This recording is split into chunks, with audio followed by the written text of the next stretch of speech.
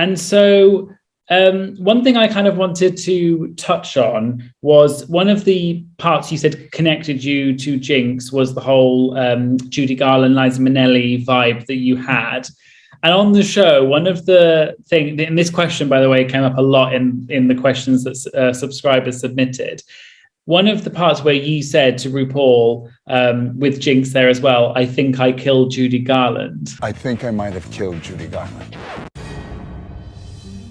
We were talking one night at dinner, and she asked me about the new sleeping pills that were out. I told her about a new one, and she died of an overdose. Which is quite a crazy story. So I was just wondering, can you tell us a bit about that? Okay. You've made a lovely channel with the tea reference, the English TEA, the drinking of the tea. The way I interpret the way we use the tea here in the United States is the truth.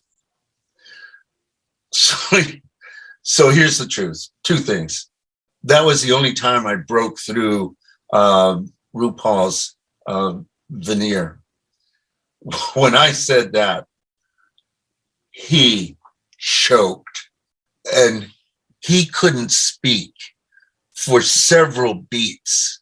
I think they shortened it on the show, but he just stood there. And on the fly, I changed the story. It wasn't that we just talked about when I had that dinner with Judy Garland back in 1968. We had gotten drunk the night before together, but then we had dinner the next night. I was going back to my base, and she wanted to see me in uniform, so I got all dressed. I was going to have to anyway. I had to jump a train, and we went to dinner. And she was getting ready to go to England, to move to England. And they had taken away all of her pills. So in the show, I said that I told her about these pills. I gave her some that night. And in today's world, it's horrifying that someone would give obviously a person who has a problem.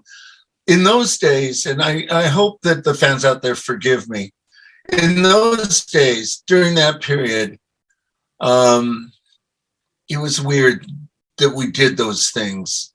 We didn't have the education. It was a different time. And I wouldn't do that today, of course not. And it was a different time, and I hope that people would forgive me because, yeah.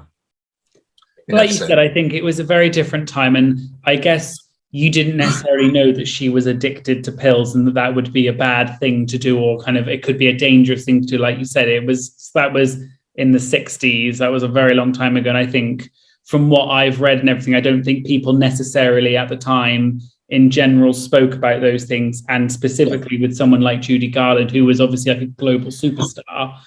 People probably didn't even know that she actually had a problem necessarily. There was always rumors, but yeah, you're right. So how did you actually meet Judy in the first place then? Oh God. These stories, and they're a little bit long. I was up in Boston. I was there to meet one of the gang from the group, one of the guys that I was in Vietnam with.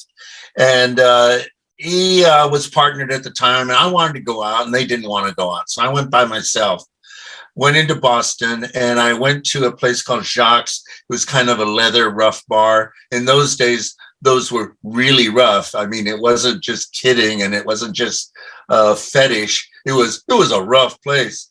And I'm going, I'm more of a sweater and skirt guy, I wear Baswegians, So I asked the bartender where to go, and he goes, there's a secret place right up the street. It's called The Other Side. What you need to do is you need to go in there, and there'll be a long bar, normal. Go in there, sit down, have a drink. And then ask the bartender if it's okay if you use the back room, if you go into the back room.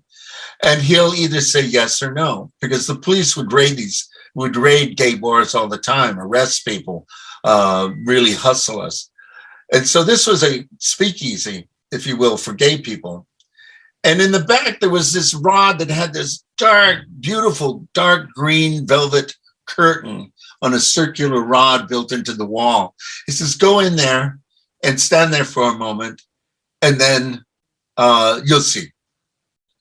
So I had my one drink, and the bartender gave me the instructions, and I went back there, parted the curtain, went in, and I was sitting in I don't know if you know what a phone booth is, but I was sitting in a dark room with a red light like a phone booth, but there was another door.